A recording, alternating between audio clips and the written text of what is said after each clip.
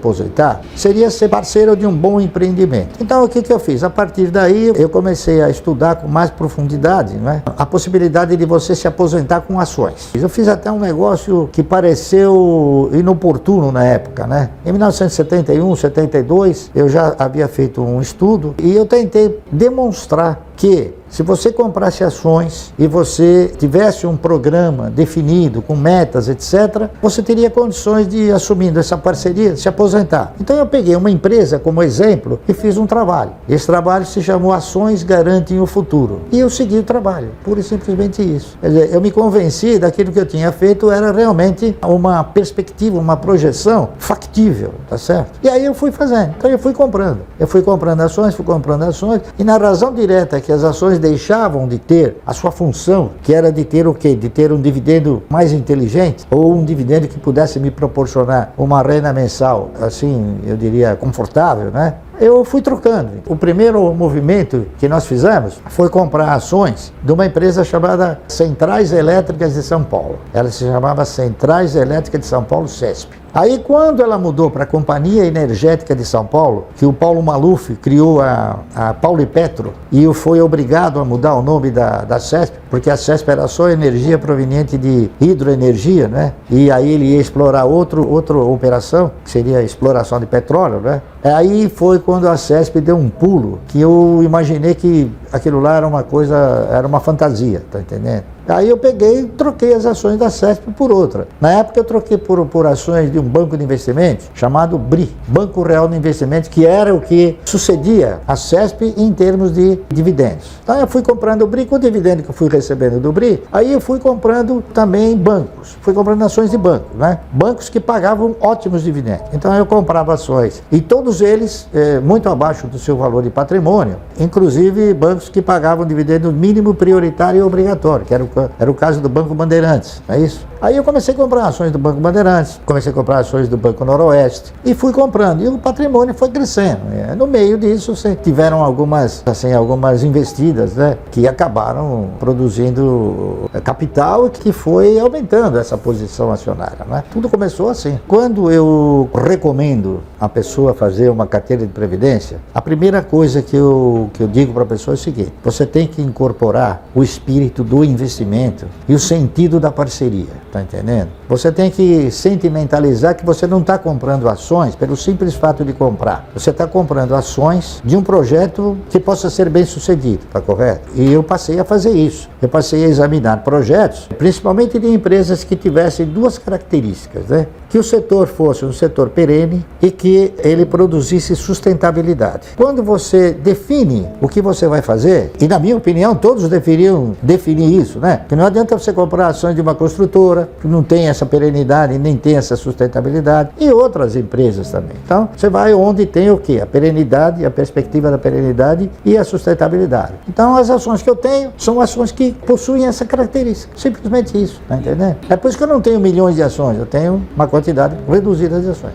A minha proposta é você fazer o seu fundo. Só que você vai tentar constituir esse fundo de uma forma progressiva, né? Dificilmente, no momento em que você vai dar início a uma carteira de previdência, existem 20 papéis bons para comprar. Geralmente tem o melhor, então o importante é você comprar o melhor, tá certo? Então, esse é meu foco. Eu fui me modulando no sentido de, primeiramente, controlar os meus egos e depois administrá-los. Então, eu também fui jovem, também tive, assim, ímpetos, né? Mas eu fiz a coisa e achei que não era bem como eu imaginava. As coisas são um pouco diferentes. Essa aqui é a realidade. Então eu vou atrás de exemplos, de grandes e bons exemplos, tá certo? Lamentavelmente no Brasil nós não temos, assim, um elenco de exemplos bons numa quantidade muito grande. Você tem uma quantidade pequena, né? E é por isso que eu tenho uma quantidade pequena de ações, de empresas que me gratificam muito bem, tá entendendo? Você tem que ter disciplina em tudo. Eu acho que a disciplina é uma coisa que deve te orientar em todos os seus movimentos, não é isso? Senão você acaba desgovernando a sua trajetória, não é isso? A disciplina que eu tenho em relação às ações é ter consolidado o fato, né, de que parceria em ações é a forma mais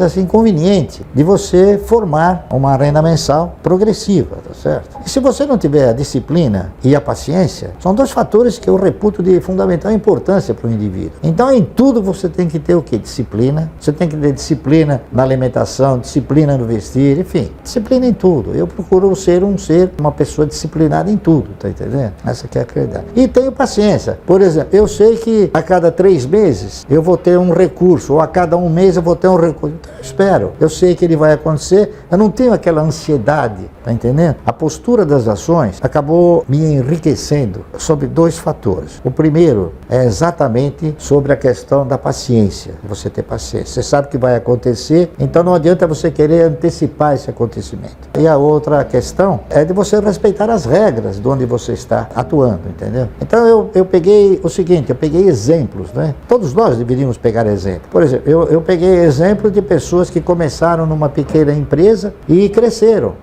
vertiginosamente. Se eles cresceram, por que eu não vou crescer com eles? Eu pensei assim, então eu faço isso. Se eles cresceram, eu tenho chance de crescer com eles. Então, eu quero estar onde as pessoas tenham a ambição de crescer, tá certo? Não a ganância de ganhar, a ambição de crescer. Há uma disciplina nisso, né? Essa que é a realidade. E outra, é você ter o quê? Você ter a condição de não extrapolar dentro dessa disciplina e dentro desse controle de egos, né? Você não extrapolar, você não sair fora do teu eu, daquilo que você... Né? Eu venho, por exemplo, de uma origem humilde, né? Então eu nunca quis, assim, coisas megalomaníacas, tá entendendo? Eu nunca pretendi, achei que nunca poderia ter. Agora que eu posso ter, eu chego e acho que não tem necessidade, tá entendendo? Essa que é a verdade. Então eu comecei a ter uma forma de pensamento seguinte, que o cara que tem, por exemplo, um carro de 450 mil dólares ou 450 mil reais, é um patrocinador, ele patrocina aquela empresa que está vendendo uma grife. Porque, na verdade, todos os carros andam, todos os carros têm porta, têm direção, têm roda,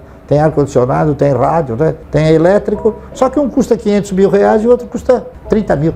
Eu acho que o controle desses egos é mais no sentido de você não querer demonstrar que você está andando numa coisa que você talvez nem goste, talvez você nem tenha podido comprar, e se comprou, foi só para agradar quem você não gosta, tá entendendo? Eu acho que você tem que programar a sua existência, né? Você tem que programar a sua existência de forma tal que você mantenha um certo poder, é isso? Para você ter a condição de se manter bem. Então o que eu fiz foi isso. Eu falei, bom, o que eu preciso para me manter e viver bem? O que é viver bem? Viver bem é fazer tudo o que você gostaria de fazer, tá certo? Sem você olhar para a questão de falar, não, isso aqui eu vou fazer e vou jogar fora, entendeu? Então eu procuro fazer dentro de uma lógica, dentro de uma racionalidade e dentro de uma competência, entendeu? Então, por exemplo, quando eu tiver que comprar alguma coisa, eu vou falar, bom, mas eu preciso disso. Se a resposta for, precisa, ótimo. Mas eu posso? Pode. Então aí eu compro, tá entendendo? Então eu coloco esses egos, eu misturo numa panelinha esses egos aí e faço essas perguntas para mim mesmo. E uma outra coisa que eu gostaria de falar também, que eu acho importante falar isso que eu vou falar. Em 1989, após a eleição do Collor, né, nós tivemos um contingenciamento, um encurralamento da moeda, né? O Collor fez o seguinte, ele trocou o padrão monetário de cruzado para cruzeiro. E o que ele fez? Ele falou, bom, todos os lugares onde tiver um saldo em cruzados serão encurralados. Muito bem. Então, quem tinha dinheiro na poupança, quem tinha letra de câmbio, quem tinha obrigações do Tesouro, na época era ORTN, né? Quem tinha letra do Tesouro, enfim, todos foram contingenciados, menos as ações. Se você tivesse ações, no dia em que ele mudou o padrão monetário, se você tivesse vendido um dia antes, você ia receber em cruzado. Se você vendesse no dia seguinte, você já receberia em cruzeiro. Afetou todos, menos as ações. Então, essa questão de dizer que ações não têm segurança é um mito que o banqueiro criou para poder espantar você. Por quê? Porque se você não tem cultura, você vai ser simplesmente e facilmente ludibriado. Por que você empresta dinheiro para o governo e não compra grandes projetos? É cultura, não é isso? E você tem medo, alguém colocou na sua cabeça, não, você vai comprar ações, pelo amor de Deus, né? O cara vai quebrar. Esse cidadão que fala que o cara vai quebrar, ele não sabe, por exemplo, que o Banco Clabin tem 120 anos, né? Muitos bancos quebraram e a Clabin está aí, a Clabin, a Suzano, enfim, outras empresas. O meu conceito de riqueza é o seguinte, eu acho que rico é aquele que se contenta com o que tem. Eu sou um cara pobre, tá entendendo?